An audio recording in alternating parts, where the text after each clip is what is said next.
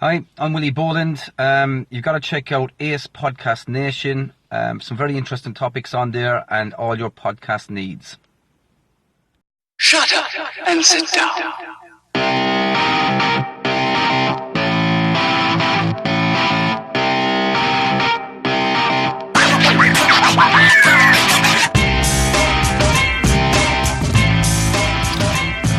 I'm Si, and welcome to Ace Podcast Nation.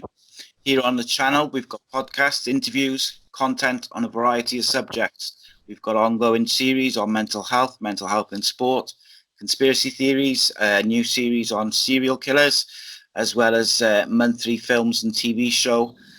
We've also new guests each week discussing all sorts, wrestling, football, music, writing and more. You can keep up to date with new guests and what's coming up on our Twitter page, which is at ACEcast Nation. And you can also find us on facebook.com/ACEcast Nation, where you can find all our social media posts, as well as exclusive quickfire question content. So today's show is on football and mental health. And I'm thrilled to have another ex-footballer join me. He's the first footballer to come on the show who's got no links whatsoever to Cardiff City. But he is another former Republic of Ireland international, once dubbed the Ryan Giggs of the North East. I'm delighted to welcome ex-Middlesbrough, Barnsley, Burnley player Alan Moore. Welcome, Alan. Thank you for coming on. No problem. You okay? Yeah, all good. So let's start with the Ryan Giggs of the North East.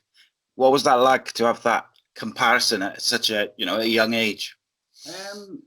It's not something I could control, to be honest. So it's something I just took with a pinch of salt. I think it was quite easy for journalists at the time just to chuck it out there, and it seemed to stick for some reason. So we were around at the same time, starting off at the same time, I suppose, and it's just stuck ever since, So it's nothing I could do or control or whatever. I never took too much notice of it, to be honest.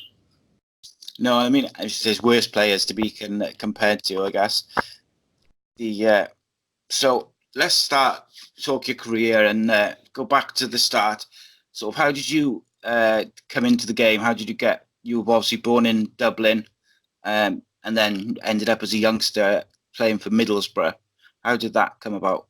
I played for a quite successful team when I was in Dublin. I know you had Graham Kavanagh sort of at Cardiff, and that he was a year older. He played for Home Farm.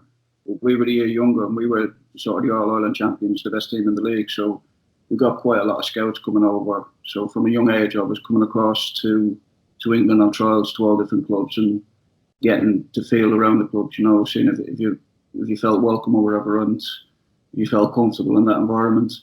And near the end, sort of when I was 15, Middlesbrough came in late on and invited me over. I had a look around the digs, had a chat with sort of the chief scout, Ron Bone, at the time. And it just felt really sort of relaxed, really welcoming, and somewhere where I thought I had a better chance than maybe signing for Liverpool or Man U at the time, which I'd optioned. A better chance of getting into first-team football. I was quite sort of screwed on, I think, from a young age with my head, and I had sort of a plan in my head to get into first-team football early, and that was my sort of pathway that I looked at. So I felt it was more achievable, or a championship team than going to your sort of Man U as a Liverpool to Minstock as another number. Yeah, was it difficult to move over from Dublin? Did you have family come over with you, or no? Did you sort of come over on your own? I came on my own, to be honest, and I was. It was difficult. It was difficult. I had homesickness for a long time when I was in England. Always, every time I got a chance, I went back to Ireland. And it didn't help that when I went into the digs, that I was with a lad from Northern Ireland who left after 2 weeks because he was missing his girlfriend. So he packed in football altogether at 16 because he was missing his girlfriend after 2 weeks. So, I mean, does he regret that decision? I'm not so sure. So it was difficult coming across, but I was lucky enough, and I'll mention again, Graham Kavanagh had just signed 6 months before, and Curtis Fleming, another Irish lad from Dublin, had just come at the same time as me. So the three of us together sort of got one another through and looked after one another and became good friends for life from it. Yeah, and I think that tends to be what helps in that sort of situation, isn't it? Is the people around you, and the other players. And I had Cav on a couple of weeks ago, and like he was talking about a similar sort of thing, in that it is quite difficult. And I think sometimes with young players, we often forget that some of them are coming from, other countries. Some of them don't speak that great English, and they're like 18, 19, and then they just, because of the transfer fees involved, sometimes they're almost expected to just, turn up on a Monday, train for a week, and then play the next game at the top, at the top of their game, when there's quite a lot of different aspects which can affect, how they play apart from training and form and, quality. And I think it's often something which is lost, or people tend to forget, should I say, that, a lot of these players are young and they're in new countries, new cities. It's difficult, I think. And I think from like the people I've spoken to and the people who I know, I think the clubs are pretty good at helping boys settle, particularly sort of young men, guys, not necessarily who've come through the academy, but guys who've signed at sort of 19, 20. They do seem to be quite good at helping them settle. And if they don't speak English, they'll give them sort of someone who can help them translate and stuff. Yeah. Was the club pretty supportive to the young players coming over from Ireland and stuff? I had the chief scout at the time, Ron Bone, who nearly took over as a father figure. He made sure every day he came and checked on me. He let me use his phone in the office at the time, where, there was no sort of mobile phones in those days, 20 odd years ago. So you sat in his office, you could use the phone. And it was stuff that sort of he did, because I went on then to become academy manager for 5 years, sort of Bury in Carlisle. And we would get lads sort of from Manchester to Leeds who got homesick, who struggled with it. You forget these lads are 16. They've just left school, they're into the big bad world now of earning a living by themselves in digs. And I think my experience of being in the digs helped me a lot then to sort of understand and deal with these lads. And if they were feeling down, just give them a few days to go home, just recharge the batteries and then come back and play football, because that's all they want to do is play football. And they don't really understand all these other emotions that are going on with being away from home, missing the mother's food and stuff like that, and the issues, So I made it sort of a conscious effort to look after the lads and make sure that they all felt that they were comfortable in the environment first, and then they could go and play the better football, because if they're not happy and they're not enjoying it, and they've got other stuff going on with girlfriends and digs and family and missing family and stuff like that, you're never going to get the best out of them. You're never going to see the best of the kids. And all you want to do is see these little young lads come in and smile every day, apart from when you're running them, of course. But you want to see them smile. You want to see them enjoying the football, and they will play the better football if they're happy, So from my experiences, it stood me in good stead being an academy manager to look after the young lads and sort of make sure that they're human beings. Everybody looks at them and sees what they do on a Saturday afternoon, but there's an awful lot that goes in, as you say, on the Monday to Friday. They're still human beings. They're finding their way in the world. And even if they were in any other job, they'd still have the same issues. Getting up when it's dark and going home when it's dark, So it's not easy for kids growing up nowadays. Everybody thinks they're footballers and it's an easy life and all the rest of it. But it comes with its challenges. Yeah, I spoke with last night. I did a show on again mental health in sport, and I spoke with a guy, a mental health support worker called Jacob, who's doing some work up sort of Bristol way with sort of young players and retired players, and trying to help them with sort of managing different aspects of their sort of mental health. And there's so many different aspects which can affect, players of all ages, in terms of, injuries, personal life, the pressure. There's so much different stuff.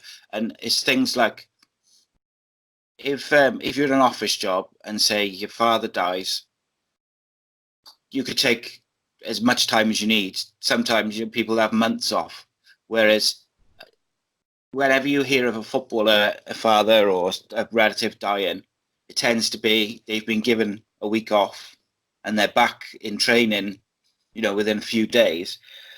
And I know it's different to an office, But like, I think sometimes, again, whether it's the media or the clubs or what, I'm not sure what the sort of the reason for it is, but sometimes it gets forgotten that these guys are human beings and they've got the problems of human beings just like the rest of us, but they're doing it in the limelight of the public and they get criticized. If you work in an office, you don't have your manager is not telling you were dreadful on Saturday, so you're not playing, you're not going, I don't want you to come to work next week. But that's what these players, and particularly, it's young players, isn't it? It's very difficult. Yeah, as I said, it's emotions that they're not used to. Because if I go back to sort of dealing with the young players as academy manager,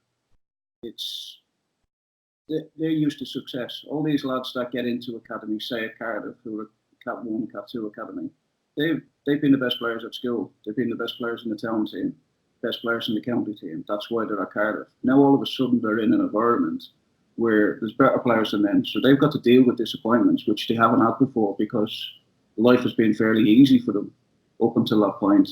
And there's only going to be 2 or 3 that will go on then to become pros out of all that group of 25, 30 players. So the disappointments are only around the corner in football. For everybody sees all the success and all the money, there's always disappointments around the corner, especially for the young lads who have just been used to success, used to the pressures from the families and the friends and all the rest of it, because they think, well, he signed for this big club, he's going to be this, he's going to be that, So it's very difficult for the lads. And I said it's emotions that they don't understand. And it was one of the biggest things that I sort of tried to bring in. And I was very lucky to have an experienced coach with me for the 5 years when I was doing academy manager. Was we treated them as human beings. We looked out for every little sign that we could find. They'll all do well-being sort of questionnaires in the morning for health and to see how many hours they've slept and what food they've been eating and stuff like that, and ask about, do they feel depressed? But the kids won't even know what depression is. Some of them are just disappointed because they haven't played well on a Saturday. And they might mask that as being depression, but it's another emotion that they haven't been used to because they're successful all the way through the young lives. So we made a point of getting to know all the players, getting to know the traits, getting to know sort of any little sort of signs that they weren't happy with what they were doing, and pulling them aside and having a chat and having that environment where they felt safe and comfortable to actually come and speak to you if things weren't going right. And I think that's massively important with the young lads, with the mental health and stuff that goes on, because I had all sorts of thrown at me as academy manager, as you can imagine, from sort of behind the scenes, stuff that you've got to deal with. And again, they're human beings. So that's all we're dealing with day in, day out. And at the end of it, they're not all going to be footballers, but you still want to respect them as human beings. As I would imagine in any other job, you would want to respect anybody that you're sat in an office with, stacking shelves with. You just want to have that respect, mutual respect. And if you get that, then I think you'll get the best out of them as footballers. Oh, definitely. And I think being a teenager, I always say it's the hardest point of your life. It's not easy because your emotions and your hormones are all over the place. And I think footballers, particularly academy footballers, once they hit 16, they have to grow up very, very quickly. And probably, more so than someone who goes to university or goes to an apprenticeship and goes straight into work. I just feel like with footballers, they are very high standards expected of them the second they sign that sort of pro contract, which, of course it should be. But like you say, things like what you were talking about there about the questionnaires and trying to treat them as human beings and with respect is obviously the right way to go. Do you feel, obviously being a player and then being involved in the academy stuff now, do you think that, can you see a change in the way coaches treat players, the way coaches treat young players and academy coaches to perhaps what it was like, in the early 90s? There is a slight change. I had massive issues with sort of first team managers when I was academy manager, with how they would treat the kids. They seen them as just somebody there who was to put out the goals, clean the footballs, and and get the bibs for them and stuff like that, you know, and they didn't treat them properly, in my opinion. So I would fall out and I would defend the kids the whole time. Because the game has moved on, you know, we have to find different ways to get to these kids, to get them playing the maximum football. I had a coach who stuck out with me when I was at Middlesbrough. He was the first team coach, and he was the first one that actually knew what I was thinking, could speak to me, and actually he knew the answers before I spoke. And that stood out with me sort of all through my life, that if you can get somebody like that, you're only going to play for them. You're only going to do what you can for them because they understand what you're thinking. And so that's what we try to do with all the lads. But unfortunately, there's still the old school element that's out there that doesn't really respect the kids the way they should be respected and treat them sort of the way they should be treated, you know. And that's why you see so many cases of bullying now in football and people. The world has changed. You can't bollock the kids anymore. You can't bollock first team footballers. It's just not the way it's done.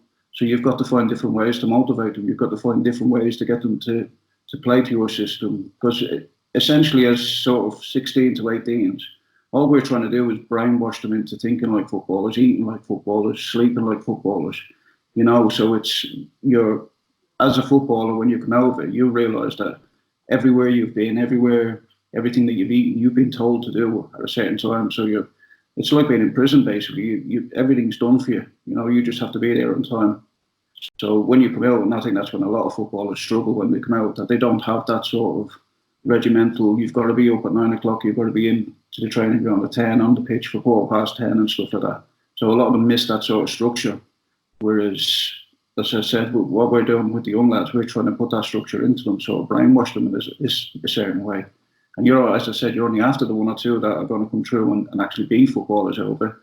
But along the way, I'll go back to it. You still have to treat them as human beings. And lucky enough that I've got a lot of friends still from all the lads that I've had over the years that I'm still friends with, you know, and respect and because we treated them properly, in my opinion, you know. So I said we would defend them against these old school sort of values that you've got with certain managers out there, you know, who didn't treat them properly and just seeing them as sort of cleaning ladies and, you know, make sure the changing rooms are clean for them and the boots are clean and stuff like that. It's gone away from that. Football's gone away from that. So we need to move with the times, I believe. Yeah, and it has changed. So I've asked all the different football people I've been on with. Obviously, when I was like 15, 16, is if you were in an academy, you were cleaning the boots of the first team players and doing jobs around the grounds and stuff. That's sort of moved away from that now. Do you believe that they should have got away with it altogether, or do you think they should have found sort of a happy medium between the two, or do you think they should have just carried on doing it that way? No, I believe that they should just concentrate on playing football and look after themselves. You know, you hear the old school values that, well, it taught me discipline and it taught me how to behave and all the rest of it around pros and stuff like that, and you learn from them. But for me, there was an awful lot of bad pros. So you only want to learn from the good pros, you know. So there has to be different ways to teach them. You know, we have to be able to get them to where we need to be and teach them the values of being on time, of eating the right things and being disciplined without having to clean boots or without having to. I mean, it's the sad part about it is the kids actually get judged on how clean the floors are at times in clubs. You know, and the footballers, they're not here to clean floors. They're not qualified to clean floors. If you want to clean floors, go and get a cleaning lady. Go and get a company in to do it, you know. So that was always my argument with it. We're here to judge them on being footballers. And we're spending all this time hanging around the club for 4 or 5 hours before training and after training, doing meaningless jobs, which they're not going to be sort of marked on or graded on a Saturday when it comes to match day. That's 4 or 5 hours we could be on the training pitch, you know, doing extra technical work, extra physical work. We could be in the gym. We could be watching videos, you know. So that was always my argument. I believe that they shouldn't have to do anything. And I've come through what I had to do, sort of all the jobs as a kid. And there's a teacher discipline and all the rest of that. I'm not so sure. I think we've moved on. There's different ways now. We have to speak to the kids. The world's moved on, so they don't respect being told what to do. You have to get a buy-in from them. They have to accept. They have to understand why they're being asked to do certain things. So you can't explain to them why you're being asked to clean the floor. You know, for me, it makes no sense at all to become a footballer. Yeah, I can see that way of thinking. I think it's a bit of I don't know. I think I'm somewhere in between. In that, when I spoke to Andy Campbell, he was saying that he was glad that he'd done that because it enabled him to, when he was at Middlesbrough, interact with players like Juninho and people like this when he was 16, and he was able to sort of speak to them, and they were quite quite welcoming to him. But I suppose other clubs, if the pros are like similar to what you were saying about the managers and the coaches, just saw them as almost like these sort of slaves who just do their jobs for them, you're not going to learn anything from that other than probably build up a little bit of resentment because they keep bossing you about and telling you to do the jobs that they don't want to do. So I suppose I can see both sides of it, but like you say, is that, does it really teach them sort of discipline and things like that? Could they learn discipline and other things like similar from conversations and getting through to them in other ways? Probably.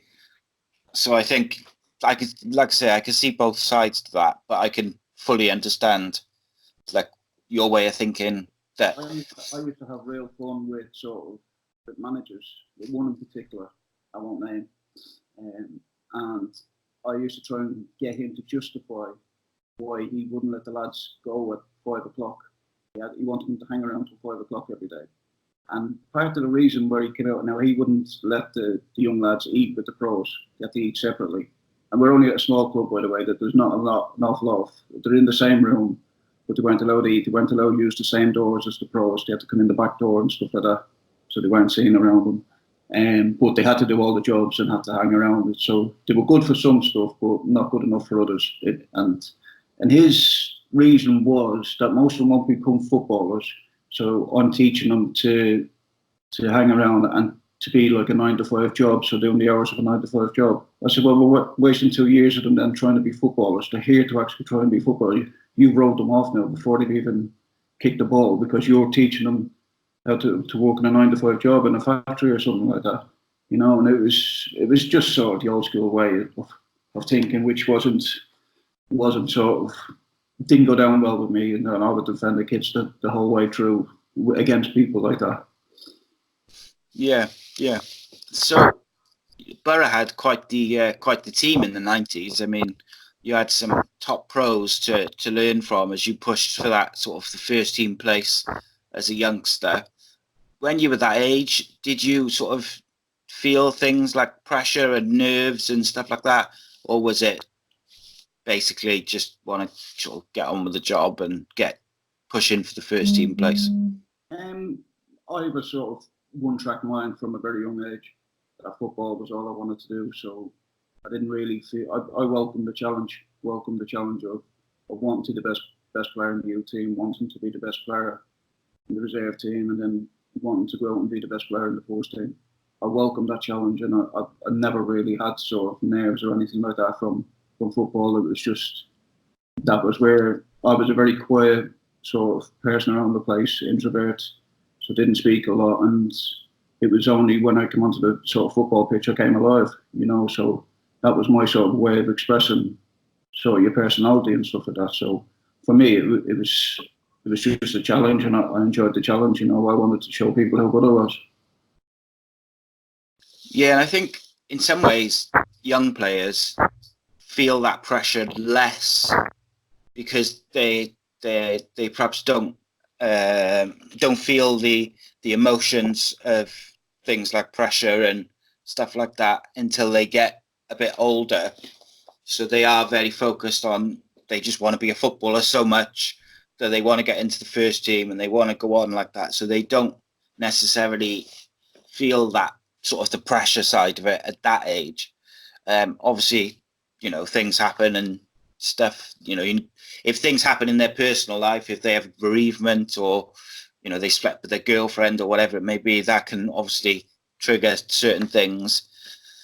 But I think just from a football point of view, from my own experience and from like the people I've spoken to, like yourself, it seems that those sort of young players of sort of 17, 18, 19, most of them don't feel the sort of pressure or the pressure to perform as such.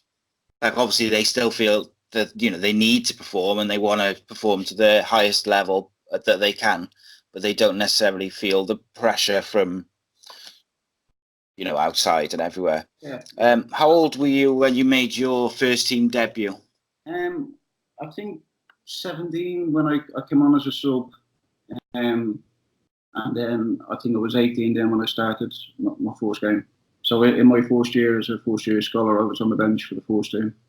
I think the first time I was on the bench was Man U away, and Giggs actually scored in the semi-final of the League Cup. He scored an extra time, you know, so that was a bit of a welcome into the world of football. And they were the days when there was only sort of 3 subs as well at the time, you know, so it was, again, I went to there on the Tuesday and then played for the U team on the Saturday, so it was just playing football. There was no sort of thinking, oh well, you've made it now. It was just get back to playing football. That's all you wanted to do, you know. So, and I think going back to what we were just saying, you know, when you with the young lads now, I think there's far too many distractions with agents and boot deals and stuff like that. Whereas money, fame, and all the rest of it didn't interest. So when I was growing up, it was just football. And if you did the stuff on the green, stuff out on the pitch, you would get rewarded. But that was certainly was the last thing on my mind was going out thinking that I'm going to play because I'll get a new contract, or I'm going to play because I'll get a new boot deal and stuff like that. It was just go out and play football, and the rewards will come with it. Yeah, I always remember reading something which I think Fergie had said to Paul Pogba the first time he was at United when he was like 16. And he basically, when they were negotiating a contract, he had asked for whatever he'd asked for. And Fergie had said, look, if you perform on the pitch, the money and the fame and everything else, that'll come naturally. Yeah. By being a top level player at Manchester United or wherever. And I think maybe sometimes that gets lost on players, especially because there's so much money in the game. You know, some of these guys in the Premier League have played like 1 or 2 games in the Premier League and they get this huge contract of like, it can be anything from like 15 grand a week to, you know, 100, 150. Yeah. And so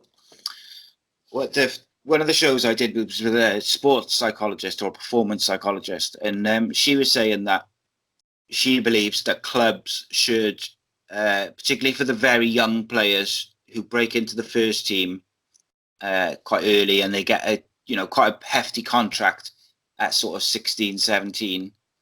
They and sorry, my phone just went. She was saying that basically she thinks that their clubs should provide help with things like paying bills, paying rent, getting a mortgage, helping them manage their money. So putting some money aside because, you know, they may get this nice contract for 3 years, but if they get, you know, if they have a serious injury at 21, then obviously everything changes. And if they spend all their money, as teenagers do, it could be problematic. And she was quite adamant that she thought that clubs should have to, you know, provide that sort of service, I guess you would call it, for the younger players.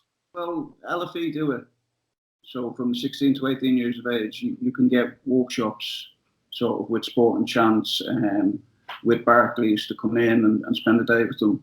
And sort of if you care, share and stuff like that. So I was always big on getting those in, but what I always found was the ones that you wanted to affect, say whether it was Sport and Chance, because you know you'd have a couple of young gamblers in the group, they were the ones that generally didn't listen. You know, so they already knew everything and stuff like that, but they were the ones that you would only got these into effect. So I would purposely just sit there and watch them to see their reactions to certain sort of scenarios. And you could tell that they weren't actually that bothered, that they already had the answers. You know, yeah. So sometimes that's difficult, and I think it just then comes down to the individuals of how they manage sort of. I mean, we've just had a lad at Wigan last year from Chelsea he was on more money than all our sort of senior players. He's only 18, And you can just tell by his personality, he's not going to change with money. They've offered him a new mega deal.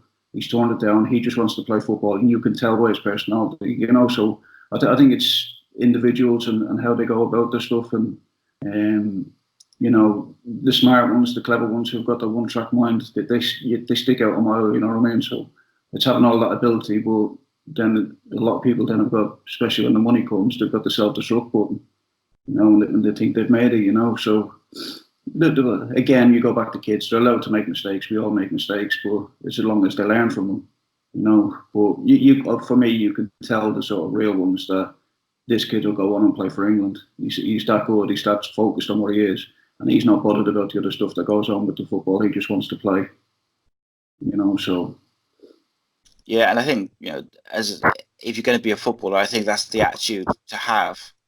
And like you say, there's a lot of distractions out for young lads these days.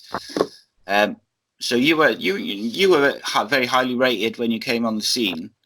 How does a young player who's got a big reputation keep his feet on the ground and deal with the intense scrutiny that comes with it? Obviously, from when you came on the scene to now, the intense scrutiny has gone up a fair few levels with social media.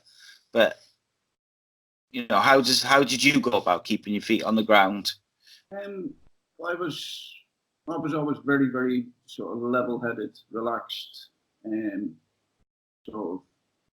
I just, as I said, I wanted to play football even from a young age in Ireland. And, you know, I was captain of sort of the best team in Ireland.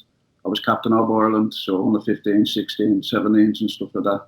So you're playing with your schoolmates and they'd be singing songs and stuff, you know. So, and it was stuff that I didn't really sort of buy into, didn't like it, you know. So being sort of the quiet person I was just, in my mind, it was just football. I just wanted to play football, you know. So I sort of switched off from all that sort of stuff. Didn't really get involved in. We didn't have social media, which was lucky enough. Didn't sort of do a lot of the interviews. You won't find many interviews when I was playing. It was just concentrate on football, and that's all it was for me at the time. You know, I had a thing in my mind where I wanted to play for Ireland. So until I got to that stage, you know, that was my goal. That was my sort of aim. That was my dream from a kid, to play for Ireland. So that there was one-track mind. I was going to do everything I could to get there. Yeah, that must have been a really proud moment for you, making your debut for Ireland. Obviously, you played, you know, for all the different age groups all the way through.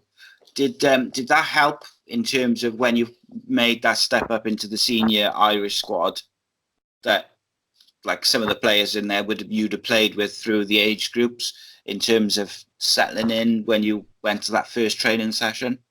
We were lucky enough at Middlesbrough at the time. I think we had 6 internationals with sort of Alan Kernigan, Chris Morris, and we had Bernie Slavin was there, so we had quite a few internationals. So that sort of helped, going across with people that you knew, but still getting into that environment and sort of being on the training pitch with the likes of Paul McGrath and stuff like that, who you'd sort of had posters up on your walls when you were a kid. You know, that was a bit of a surreal, and that was probably the first time where I actually felt a bit nervous on the training, you know, because they were sort of the heroes.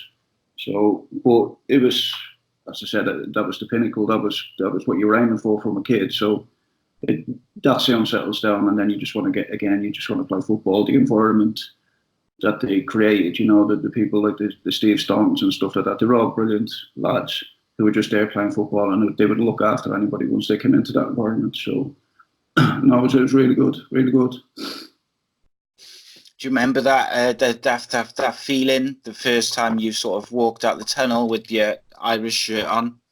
Yeah. I remember. I'm quite lucky that I remember a lot of games, a lot of stuff that happens in games. And I remember being down in Cardiff and getting abused and told to go back to England and stuff like that. And when I went to get a ball from a throw-in, no, I can't imagine that. No. I'm Irish. Derek, yeah. Actually, because I knew Derek he grew up in the same area as me, you know, so he was playing on the same game as well. So no, it was a bit surreal, and as I said, I remember the whole game. I played up front with Noel Quinn and stuff like that, you know. So it was a dream come true, you know, and that's what you aim for as a kid. You've got to have goals, you've got to have targets you want to get to. And mine were all football related. They weren't sort of financial or fame or trappings and stuff like that. It was all football related. Absolutely. I can only imagine, like, I played for like the county, so I was never quite good enough to make that sort of step up. And even just at a young age, like playing for the county in cricket and football is quite proud. So like to make that step to the senior team for your nation is, I can only imagine. I'll always remember, I think it was against Northern Ireland, Wales played, and Robbie Savage was captain for the first time. And it was been a while since, you know, Wales had played sort of Ireland or Northern Ireland or Scotland or England or anyone. And he was singing the national anthem. He was captain, I think. And he was in the national anthem, he was crying. And you just looking at it. And I remember saying to my mate, like, he's going to get sent off because he is so emotional that, and he did. He got sent off within, I think it was about 5 or 10 minutes. So it just reminded me of that then. Sorry. So, okay. Sorry. One of the things I wanted to ask you was, do you think clubs generally could do a bit more to support players when it comes to mental health? One of the things that I personally sort of thought would be quite a step in a right direction is having a counsellor of some sort at the clubs. So it's compulsory to be at all clubs, so that where players can speak openly with someone about their mental health or if they're having any issues, but it's separate from the coaching staff.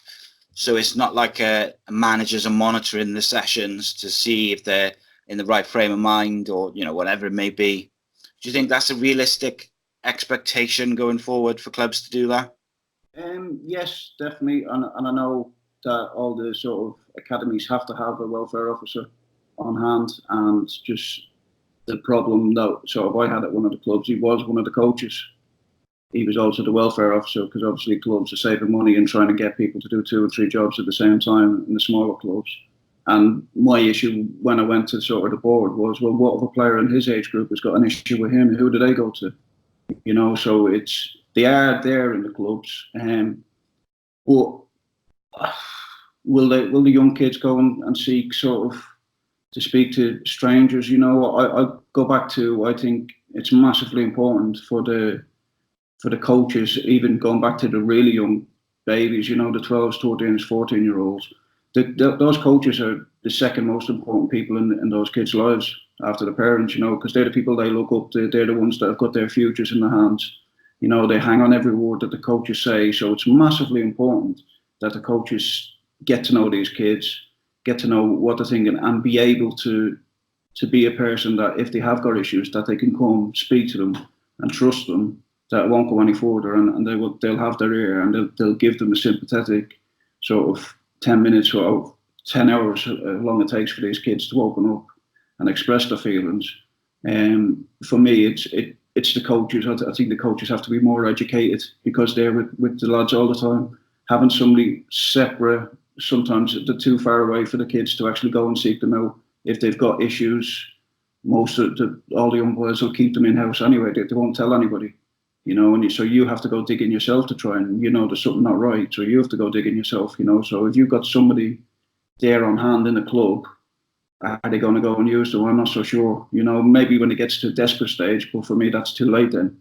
You know, you've missed all the signs. The coaches have missed all the signs. They haven't done the job properly, you know. So I don't know, the sort of FA do a lot of psychology courses, and it's a lot of football psychology and getting to know them, but I think you can take a lot from that into the other aspects of dealing with the sort of young lads on a day-to-day basis, and seeing what motivates them and why they're not sort of behaving in certain ways and stuff like that, you know. So I would recommend sort of all sort of coaches, especially academy football, get involved. Well, senior football, get involved in that, because I don't think they spend enough time with the lads, you know, on a one-to-one basis, getting to know them, getting to know what the families are about, what the mates are up to on Friday nights when they're sat in watching telly, preparing for a game, and all the mates are out clubbing and stuff like that.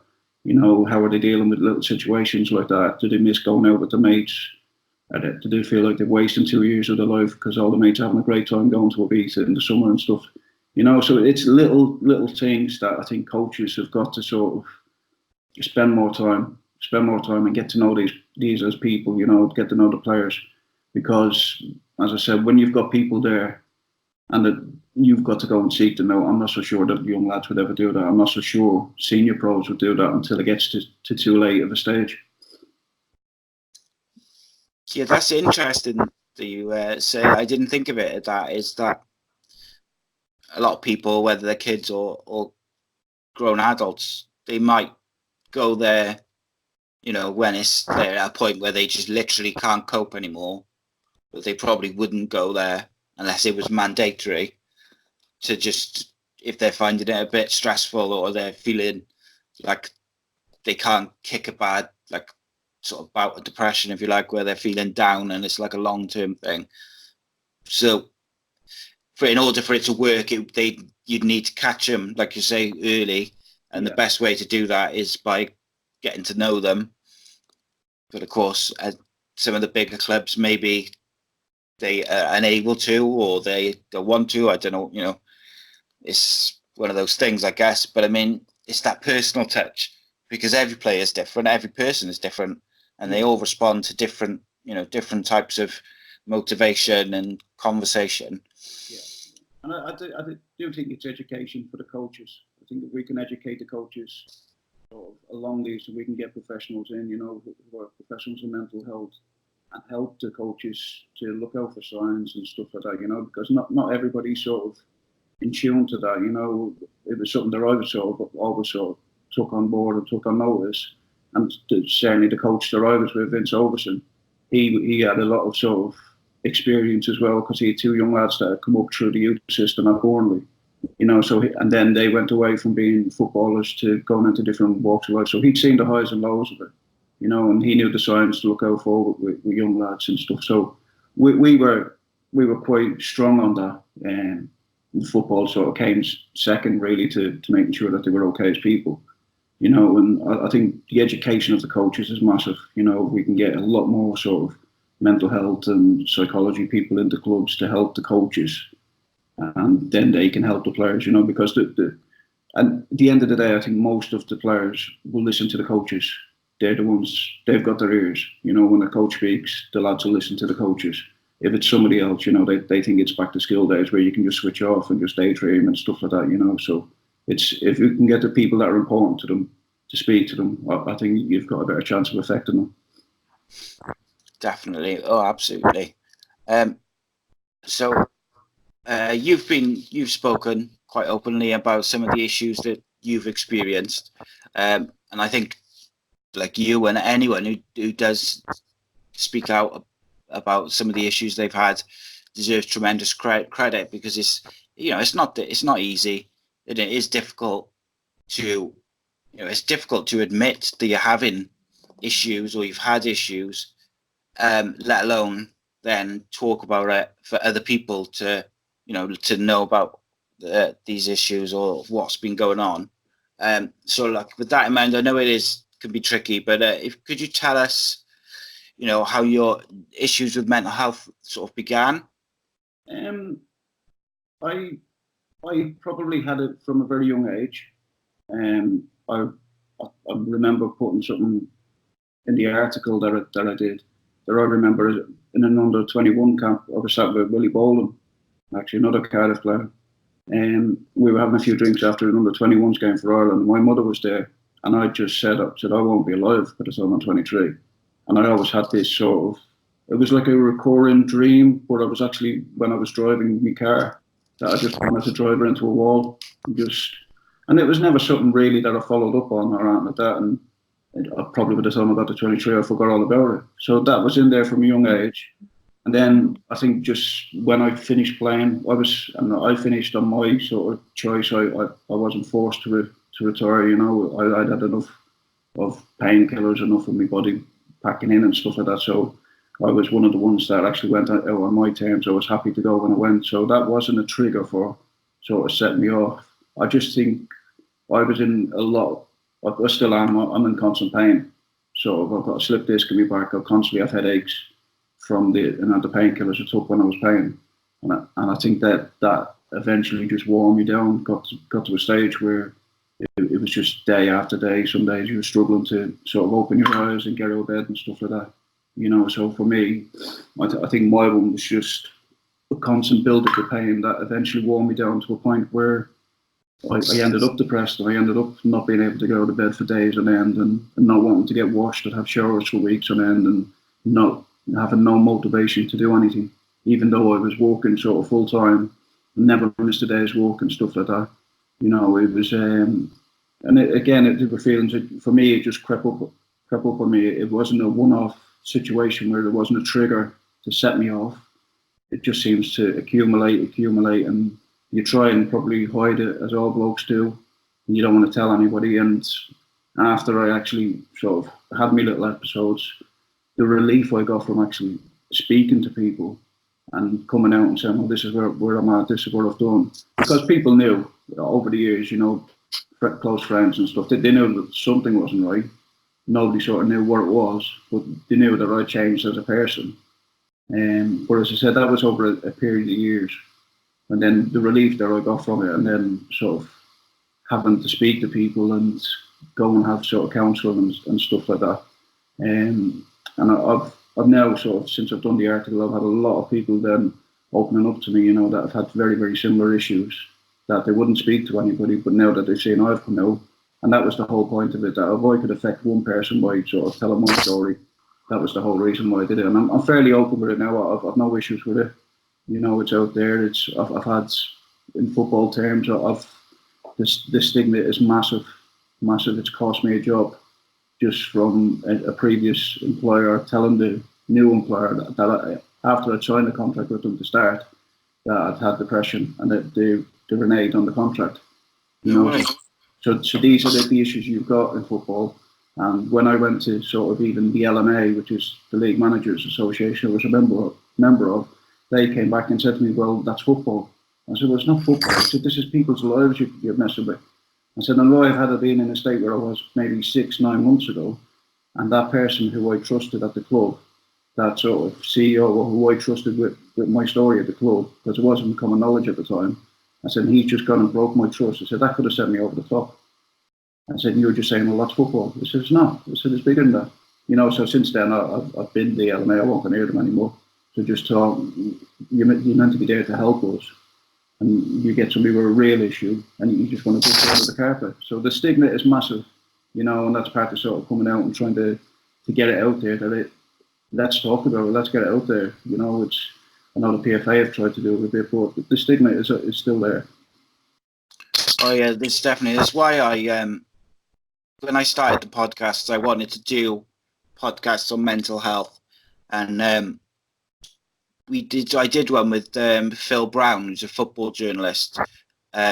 He's another Irish guy. I've had so many Irish people on, it's just weird, but we did a show on grief, and it was called Grief, Depression and Addiction, because Phil had come home one day to discover that his wife had passed away, and then had sort of issues go on then from that.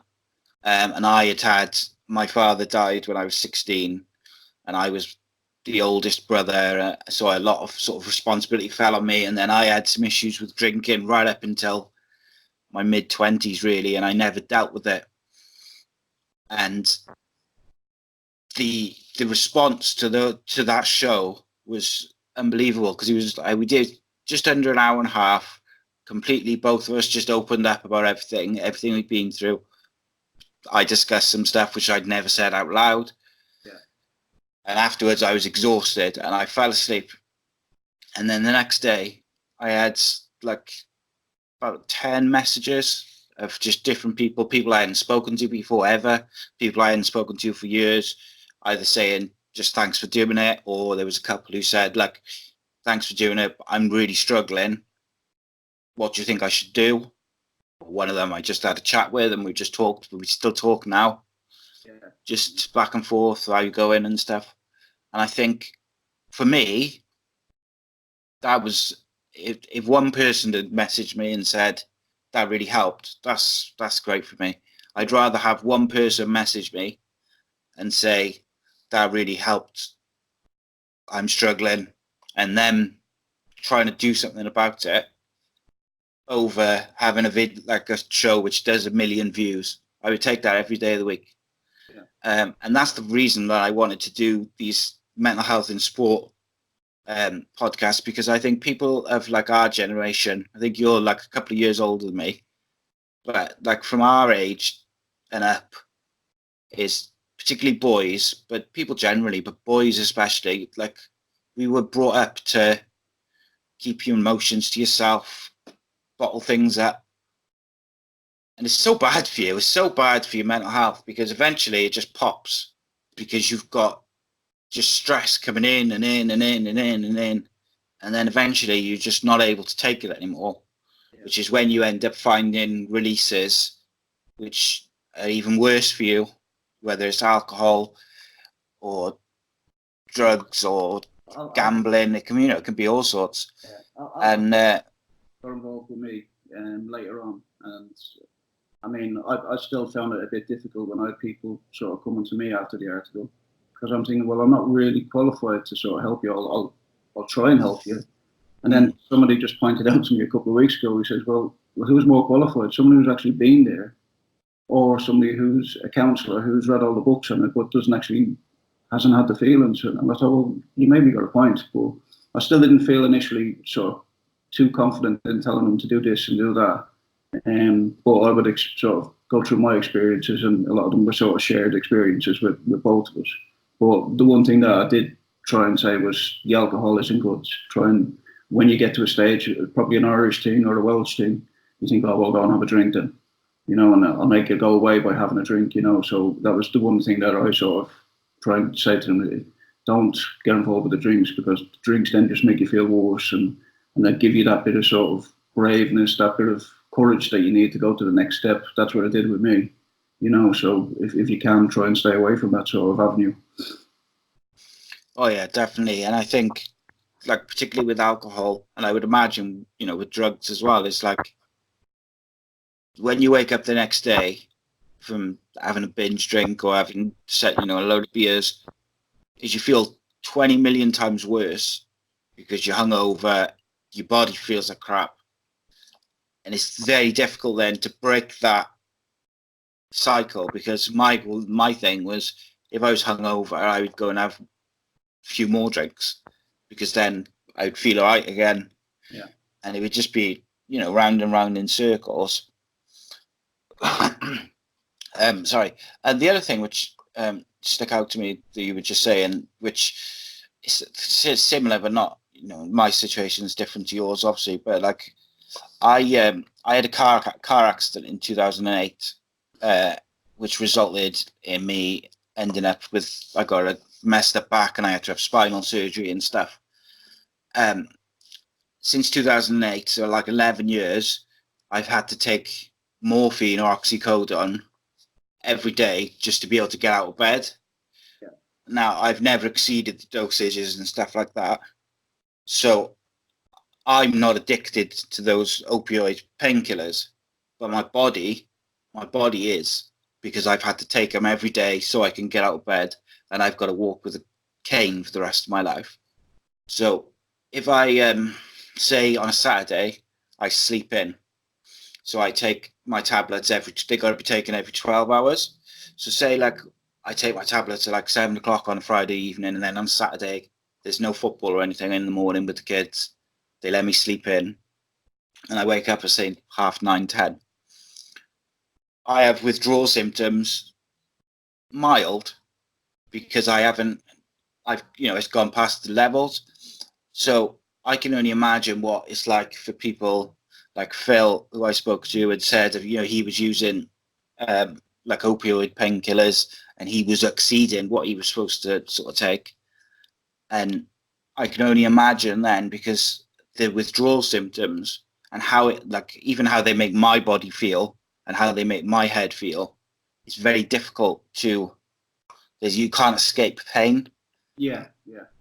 I mean, one of the big things when I sort of finished football was I wanted to stop taking painkillers. From the age of 20, I was having anti-inflammatories for breakfast. So a can of Red Bull and 3 anti-inflammatories. That was just to get out of bed, to go to training and stuff like that. So I'd had that for 16, 17 years. So by the time I just wanted to stop. At the end of my career, when I was back in Ireland playing, I was taking up to 11 painkillers just to get through games. So I'd had enough of tablets, and I just said, I just want to stop taking tablets. And then I stopped the next day, and that's when there was sort of migraines and headaches started. It turns out that I had a rebound migraine in my head. I had to go for brain scans and stuff to try and get to the bottom of it. And basically, it was just the painkillers that I've been taking. So because I'd come off them, I'd set off this rebound migraine, and the only way to get rid of it was to take tablets. So you're back at square one. Yeah, it's like never ending, isn't it? It's like you've got to take the tablets to stop the tablets. Yeah. But so when you were struggling, what was the trigger for you to seek help? To seek help. Couldn't do. I'd a young family and supportive wife and stuff like that. And even after I'd sort of had my couple of episodes, I still continued on walking and stuff like that, and never sort of missed any days. Nobody knew, so you've got two different sort of faces, that you put one on for walk and then you go home and then you're somebody else, you're somebody totally different. And I'm not so sure what to sort of. Afterwards, I never really sort of came over the depression after I'd had me couple of episodes. So I probably then just went to the doctor and said, where do we go with this? And I ended up trying different sort of antidepressants, some that weren't sort of any use, weren't sort of particular helping me at that time, and I then ended up in a off season. Because I had no structure, I had no sort of walk to go to. I was just sort of lying around and stuff like that. I got into a really bad sort of state, and then I sort of said to myself, well, I need to go and see somebody, and it became a bit sort of. I had the crisis centre around in my house every day just to make sure I was still there, and put really, really strong drugs and lithium, which I had to go and have blood tests done every week and stuff like that. And to be fair, they sort of rebooted the system. I was looking at getting sort of the brain sort of, I can't remember what it's called, it's ECT or something like that, where they sort of give you fits. So electric pulses into the brain. Yeah, so I'd looked at that. I'd actually signed up for that and just pulled out at the last minute, because I felt myself that I was at a bad stage, that I needed to sort of get rid of these thoughts that are in my head, but whatever's going on, So I think sort of the medication, the lithium and stuff like that worked, but I decided myself to come off it. I think I would probably still be on it now with the doctors, Yeah. Because it worked, they were happy with that, and they would have just left you on it. Whereas I felt I got to a stage where, I'm okay now. So I had to make the decision myself just to come off it and just stop them altogether. Again, it would go back to my sort of tablets thing where I've had the wrong lives. I just don't want tablets around me, but they're part and parcel of my life now, unfortunately. So I think it was probably the loss of structure in the off season, which really affected and really got me to a bad place. And I think that was the case of, I need to go and see someone. I need to get this sorted out, Yeah, I think, like, obviously lithium's quite a really strong antidepressant, isn't it? So I just wanted to, just before we finish up, you mentioned there where you said before you had like a couple of episodes. So just for the people who perhaps haven't read the article, which I think I've read it because I think it's the one that I was sort of reading when I was getting ready for the show. Would you be able to just explain what those episodes involved, just for the people who haven't read that article? Yeah, just overdose with tablets a couple of times, just in the house, Obviously, the missus and kids were upstairs. Again, drink was involved. Research was involved. The research of how many tablets I'd need of a certain type, and just sat there and took them. And my wife came down the next morning and just found me sort of slumped over the floor. We're all drinking tablets all over the place, you know. So there was a couple of those, couple of months apart. But leading up to that, it was a daily sort of, I'd walk around with the dog and I'd be looking at trees saying I can hang myself from there. That'd be a good place to go. Or I was in the house looking at the banister saying, oh, I can get a rope around that. And I end up having a rope in the boot of the car, you know, just. And a lot of the times when I was sober, I could talk myself out of it. You have that 20-minute window. I could talk myself out of it. But obviously when the drink was involved, you get a bit braver. And that's why I say, if you can, stay away from the drink, because that could be the little bit that pushes you over.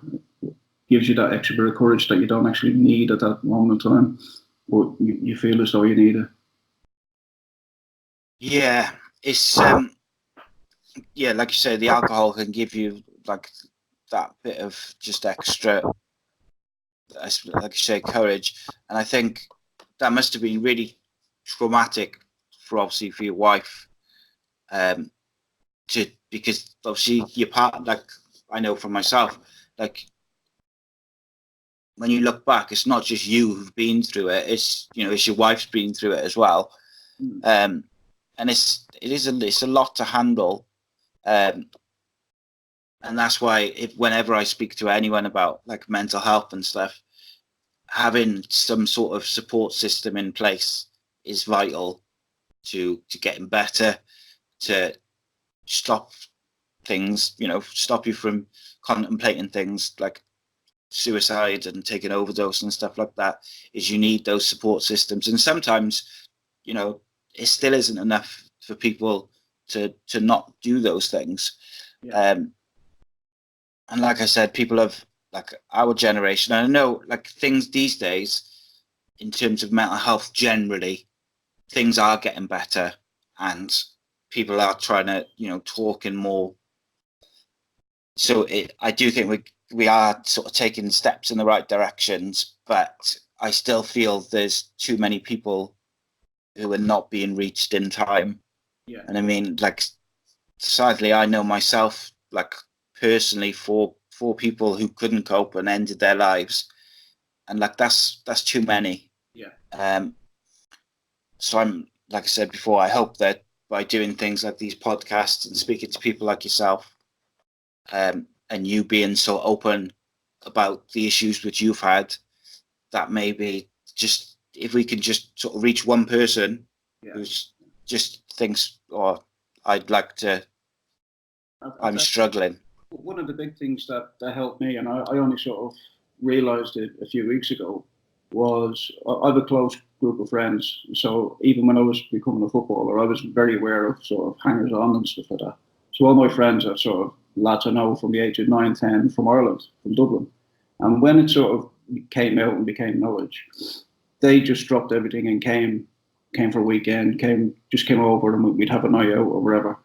And they didn't have to say anything. They didn't know what to say, because they're not qualified in it. But just their presence and knowing that they were there for you, but they would never have known that if it hadn't come out, So it was the fact that initially I came out and said, listen, lads, I'm struggling.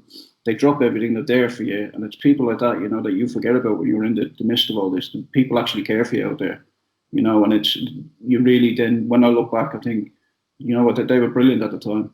They didn't have to say anything.